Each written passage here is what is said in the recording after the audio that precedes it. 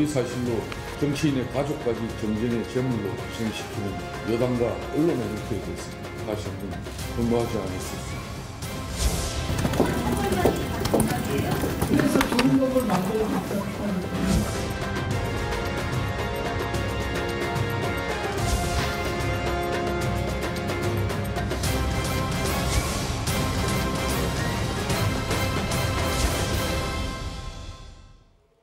네, 자유한국당 전 원내대표 김성태 의원의 딸이 KT 계열사에 채용되는 과정에 특혜가 있었다는 보도가 나왔습니다. 김 의원은 이 의혹이 청와대 특감반 사찰 물타기다 이렇게 주장을 하면서 대통령 아들 취업 특혜 의혹이랑 같이 하면 국정조사도 받겠다고 밝혔습니다. 오늘 정치와우 정용 2주 만에 뵙습니다. 김근식 경남대 교수 그리고 정호김 전 새누리당 의원 모셨습니다. 두 분 안녕하십니까? 안녕하세요. 네, 반갑습니다. 자, 정 의원님 일단 우선 취업 특혜 의혹의 내용 한겨레신문이 지금 처음 보도를 했는데요. 김성태 의원 딸이 지난 2011년 KT 스포츠단의 계약직으로 채용이 될 때 인사 담당자가 윗선에서 무조건 뽑아라 이렇게 지시를 해서 뽑았다고 했고요. 이후 정규직 특채로 재입사하는 과정도 의혹이 있다 이런 내용입니다. 김 의원 반박을 보면은 의혹에 대한 해명보다는 좀 다른 부분으로 화살이 가 있는 것 같습니다. 어떻게 보셨습니까? 그 사건의 보도를 보면서 네. 얼마 전까지만 해도 이제 공직자, 뭐 도덕이라든지 비리라든지 또는 특검과 관련해 가지고 이제 병역 문제가 상당히 그 예민한 사안이었는데 네. 지금 모든 공직자들의 아킬레스건은 자식의 채용 문제가 아닐까 하는 생각이 들 정도로 얼마 전에 바로 그 이재명 경기지사가 몇 가지 사건에 대해서 이제 무혐의가 나왔는데 그중 하나가 바로 해경군 김 씨, 그다음에 문재인 대통령 아들 문준영 씨 채용 비리와 관련해 가지고 그때 몇몇 정치인들이 무슨 얘기를 했냐면 이재명 지사는 정말 대단한 싸움꾼이다. 막판에 문재인 대통령의 아들 채용 문제를 끌어들여서 선방을 했다. 이런 얘기를 하는데도 불구하고 당사자들이 아무 반응이 없어서 좀 이상하다고 생각을 했는데 지금 이제 이러한 것들의 실질적인 그 네. 진실은 무엇인지 모르지만 많은 사람들의 그 가슴 속에 이 사람들이 공직이라는 특권을 이용해서 자식 채용에 있어서 특혜를 받은 게 아닌가라는 의구심이 상당히 있는 것 같아요. 그런데다가 얼마 전에 그 공공기관의 고용세습 문제가 얼마나 그 민감한 사안으로 대두됐습니까? 네. 그래서 이제 이 문제가 또 대두가 됐는데 김성태 의원 주장대로 이게 물타기 정치적으로 또 끌어들이기 전술일 수 있어요. 그런데 어차피 이렇게 문제 나온 김에 본인도 또 얼마나 억울하겠습니까? 네. 그래서 말씀 나온 김에 김성태 의원 딸, 그다음에 문재인 대통령 아들 채용 문제 할 것 없이 전부 낱낱하게 공개해가지고 본인들 억울함도 풀고 네. 국민들이 특히 젊은 사람들의 청년 고용 문제와 관련해가지고 지금 이만큼 끓고 있는데 시원하게 털어주는 계기가 됐으면 좋겠습니다. 알겠습니다. 김성태 의원 말 들어보면 네. 청와대하고 언론이 결탁한 정치 공작의 전형적인 모습이다. 이렇게 얘기를 하고 있단 말이죠. 지금 이렇게 얘기하고 있는 의도가 또 있을 텐데 김 교수님은 어떻게 보셨어요? 그러니까 김성태 의원 말대로 억울하다고 한다면 당연히 이제 억울하다는 그 정치적인 의도를 따져보면 네. 지금 특감반 민간인 사찰 이야기가 계속 나오니까 이걸 물타기하기 위해서 제1야당의 직전 원내대표의 딸 채용 비리를 언론과 청와대가 서로 간에 정보를 교환해서 네. 물타기를 했다는 주장인데요. 뭐 네. 김성태 의원의 주장이라고 생각이 들고 근데 어제 이게 보도가 되고 김성태 의원의 해명을 저는 보면서 네. 두 개가 좀 나눠져 있다고 생각해요. 그러니까 두 가지. 첫 번째 2011년에 계약직으로 입사한 부분에 대해서는 김성태 원내대표가 속 시원하게 설명을 하지 못하고 있습니다. 그러니까 계약직으로 입사했을 때 지금 한겨레신문의 보도에 따르면 윗선에서 무조건 이력서를 가지고 와서 채용하라고 그랬다라는 증언이 있는 거거든요. 네네. 이 부분에 대해서는 이제 김성태 원내대표가 좀 더 구체적인 설명을 해놔야 될 것 같고요. 네. 왜냐하면 그 당시에 김 대표가 소관 상임위가 국회 문화체육관광위원회인데 거기에 피감기관이 바로 KT가 들어가 있습니다. 그렇기 때문에 이제 업무 관련성도 있고. 합리적 의심은 일단 들어갈 수 있는 거죠. 확정질 수는 없는 거고. 그래서 채용이 처음 됐을 때 계약직으로 채용된 것에 대한 의혹은 아직도 남아 있는데 그다음 한겨레가 보도한 두 번째 부분 있지 않습니까? 2013년에 정규직으로 공채가 합격했는데도 불구하고 뭐 퇴사를 해서 재입사했다 이렇게 이야기하는데 네. 지금 어제 김 대표가 이야기한 것처럼 당시에 연수를 받았던 수료증이 있고요. 연수를 받았을 때 같이 찍었던 사진이 있고 합격 통지 이메일이 있습니다. 그걸로 봐서는 공채가 분명히 된 것이고 연수를 받았고 퇴사한 적이 또 없다는 본인의 주장이 있기 때문에 아마도 그것은 KT 내부의 일각에서 나온 것처럼 행정상의 지금 전산착오였을 가능성이 있다는 거죠. 정규직 채용 부분. 그렇습니다. 그러니까 저는 계약직 채용 문제는 좀 미진한데 정규직 채용 부분은 저는 김성태 의원의 말이 조금 더 신빙성이 있어 보인다고 저는 생각이 들어요. 그래서 두 개를 좀 분리해서 해야 되는데 우리 정 의원님 말씀대로 이참에 네. 문준영 씨, 뭐 김성태 의원 딸 등등해서 다 한번 국정조사 올려서 하는 것도 정말 속 시원하다고 생각이 드는데 문제는 이렇게 의혹만 나와 있는 것들을 다 국정조사 올려버리면 국회가 할 일이 너무 많을 것 같아요. 그래서 저는 지금 국정조사는 이미 여야가 합의한 대로 그 고용세습 비리 있지 않습니까? 서울교통공사와 관련된 거, 그다음에 강원랜드 관련된 거, 조직적인 비리가 있었다고 지금 이야기되는 부분만 우선 먼저 하고, 그다음에 딸과 아들 부분은 추후에 여야 간에 좀 합의를 거쳐서 저는 정 의원님 말씀도 충분히 동의하는데 의혹이 있으면 풀어야 됩니다만 그것이 국정조사가 아닌 방법도 한번 찾아보는 것도 괜찮을 것 같습니다. 지금 물귀신 작전이라는 비난이 지금 여당에서 나오고 있는데 같이 하자라는 부분에 대해서요. 그 부분 아까 뭐 조국임 의원께서는 말씀하셨습니다만은 국정조사를 그래서 하자라는 얘기인지 아니면은 하지 말자는 쪽에 좀 방점이 찍혀 있는 건지 정치 잘 공방이죠. 모르겠더라고요. 정치 공방이죠. 그렇게 해서 야당의 전 원내대표의 딸 입사 문제를 제기함으로써 좀 뭔가 그 제압을 하려고 그러니까 그쪽에서 또 대통령 아들의 문제, 해묵은 문제죠. 이거를 또 이제 끌어내가지고 물귀신이라 그랬는데 정말 국회는 귀신들만 모인 것처럼 이제 이런 식으로 계속해서 공방을 하고 뭐 국회 할 일 많다 그러는데요.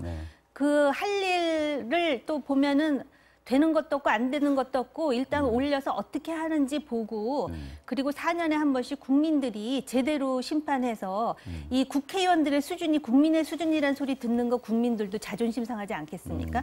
이왕 나온 김에 다 했으면 좋겠습니다. 저는 개인적으로. 지금 뭐 국회의원들이 정치권에 관련된 논란이 나오면 굉장히 목소리가 뜨거운데 정작 처리해야 될 부분들, 이 부분들은 좀 손 놓고 있는 거 아닌가 이런 비판들을 지금 국민들은 하고 있는데 그래서 국회 얘기를 좀 해보겠습니다. 유치원 3법 연내 처리가 이제 결국은 어렵게 됐습니다. 어저께 오후에 이제 자유한국당 의원들이 회의장에서 이제 빠져나오면서 파행이 됐는데 에듀파인 시행령 입법 예고 같은 거를 야당에 미리 교육부가 알려주지 않았다. 이걸 이제 문제를 삼고 있습니다. 근데 파행 사유치고는 좀 궁색한 거 아닌가 싶은 생각도 그렇습니다. 들어요. 일단 뭐 울고 싶은데 뺨 때려준 격인데요.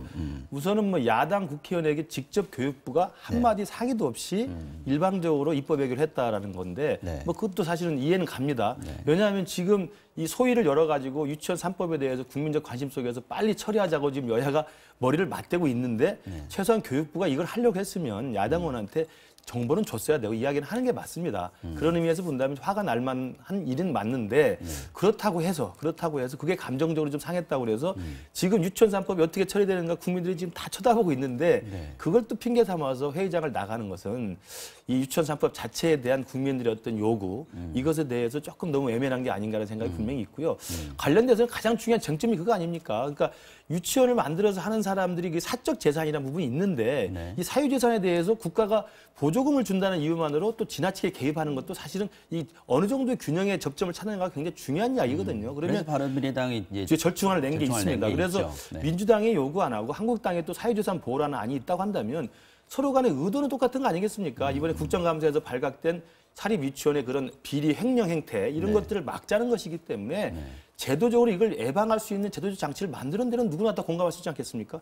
문제는 이제 그 다음에 어겼을 때 처벌하는 문제를 놓고 한국당은 형사처벌만이 능사가 아니라는 것인데 이 부분도 저는 접점이 가능하다고 봅니다. 왜냐하면 보조금을 준 다음에 바로 형사처벌하지 않더라도 회계를 투명하게 계속 감시를 한다든지 아니면 경고 조치나 아니면 행정명령 조치도 가능한 게 있을 수 있거든요. 그런 것들 생각해 보면 여야가 정말 유치원에 지금 자기 아들, 딸을 보내야 되는 부모님 입장에서는 빨리 처리가 되기를 바란다는 갈급한 마음이 있다고 한다면 지금이라도 머리를 맞대고 밥을 굶어서라도 저는 합의문을 도출해내는 게 필요하다고 봅니다. 근데 지금은 자유한국당이 지금까지 이게 그 처리해온 과정들을 보면 처음에는 얘기를 별로 안 하고 있다가 나중에 법안이 나왔는데 한 달 이상 끌고 있다가 자기 안을 내겠다라고 해서 했다가 또 합의가 또 안 되니까 계속 회의 파행시키고 이런 게 계속 반복이 됐단 말이죠. 그럼 결국은 자유한국당은 좀 안 하고 싶은 마음이 더 큰 거 아니겠어요? 아니 그러니까 네. 이 사람들이 정치 한도에 한 것도 아닌데 이런 식으로 해서 유치원 3법이 통과되지 않은 모든 그 원망과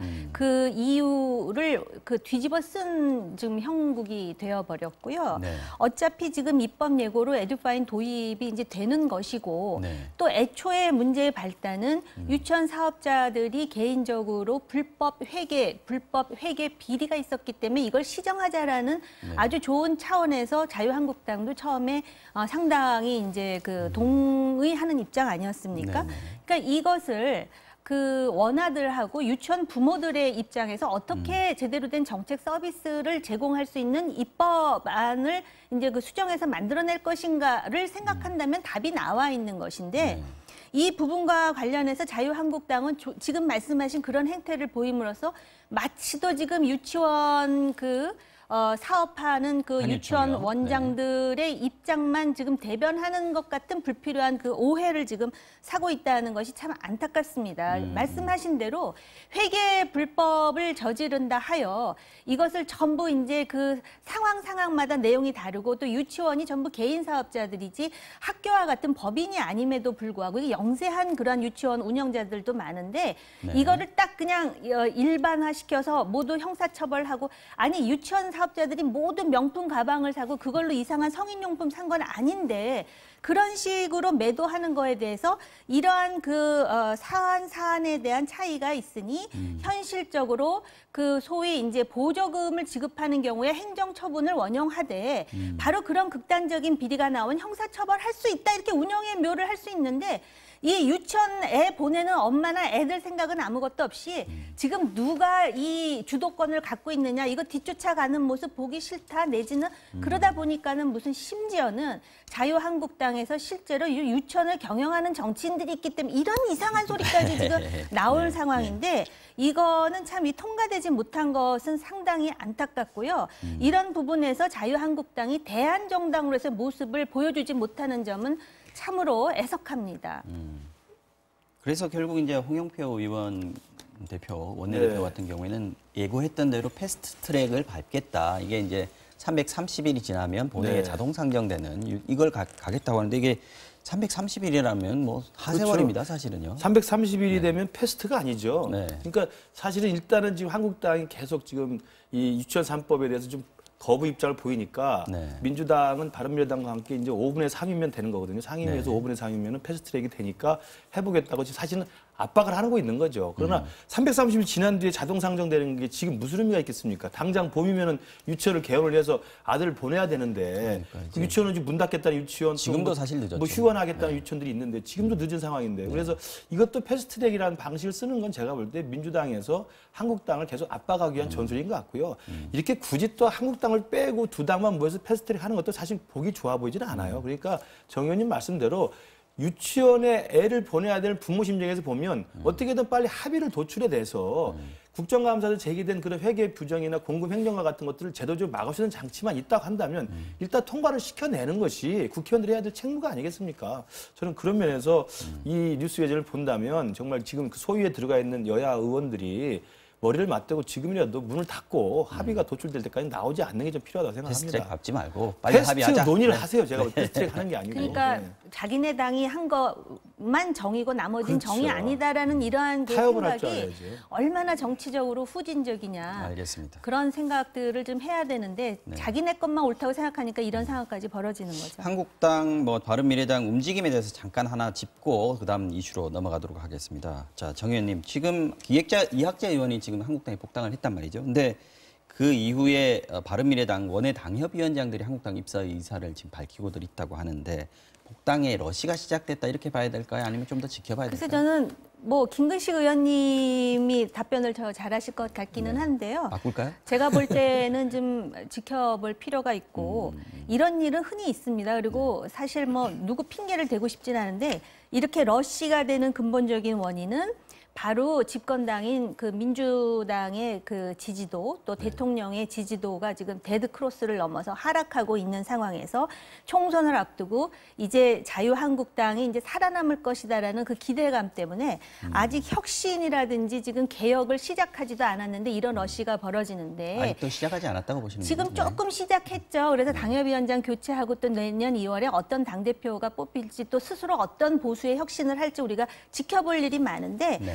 이게 조금 이른감이 있어서 이게 자유한국당, 지금 보수 공당으로서 이제 또 우뚝히 서야 될 이 정당에 이게 약인지 독인지 좀 지켜봐야 될 것 같다는 생각이 들었습니다. 김 의원님 생각도 한번 들어보죠. 예, 어떨 것 우선은 같습니까? 내년 상반기에 야권이 재편돼야 된다는 공감들은 다 있습니다. 네, 바른미래당, 민주평화당까지 포함해서 네. 그 야권 재편의 공감대 속에서 그럼 어떤 모양으로 방식을 찾아갈 것이냐에 대한 논의가 물밑에 있을 거라고 봅니다. 네. 근데 이렇게 이학지원처럼 한 명이 개별 복당을 해버리면 사실은 그 논의 자체를 사실은 움직여 나가기가 굉장히 어려워져요. 그러니까 자유한국당과 바른미래당과 민주평화당이 다 공이 야당이라고 한다면 네. 야당이 어떻게 그러면 문재인 정부의 대안정당으로서 다시 또 재편이 될 것인가를 고민해야 되는데 여러 가지 방식이 있을 수 있죠. 제3지대 새로운 당을 만들어서 흩어모야 할 수도 있는 것이고 당대당 통합론을 할 수 있는 것이고 이걸 제가 볼 때는 이학지 의원 같이 이렇게 먼저 혼자 가는 게 아니라 유승민 의원이 공동 창업자라고 한다면 지금 바른정당 계열에서 오신 분들이 TK를 중심으로 해서 많이 복당을 하는 건데 그분들이 그러면 당내에서 공론화를 시키는 게 먼저 우선이에요. 내년 야권 재편을 어떻게 할 것인가. 바른미래당은 내년 야권 재편 국면에서 어떻게 대응할 것인가. 아니, 토론회도 하고 공청회도 하고 논의를 하면 되지. 3, 3, 5 모여가지고 혼자 자기 살겠다고 가버리면 이 논의 자체가 복당 노시로 오해가 될 수가 있는 거예요. 저는 그렇지 않다고 보고 정 의원님 말씀대로 아마도 내년 상반기면은 공식적인 공론화 작업과 함께 야권 재편의 본격적 움직임이 저는 물밑에서가 아니라 수면 위에서 제기가 될 것으로 그래도 보입니다. 아직은 좀 더 지켜보자. 전당대회 전까지는 한번 봐야겠다 이런 생각이 드네요. 여기까지 듣겠습니다.